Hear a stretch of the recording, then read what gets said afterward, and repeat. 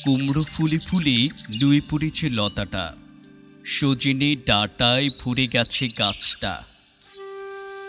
আর আমি ডালের বড়ি শুকিয়ে রেখেছি, খোকা তুই কবে আসবি, কবে ছুটি। চিঠিটা তার পকেটে ছিল ছেঁড়া আর রক্তে ভেজা।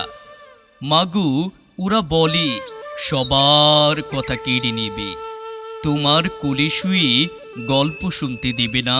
বলো মা, তা কি হয়? তাই তো আমার দেরি হচ্ছে।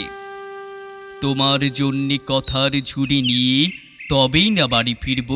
লক্ষ্মী মা, রাগ করো না, মাত্র তো আর কটা দিন। পাগল ছেলে। মা পড়ে আর হাসে।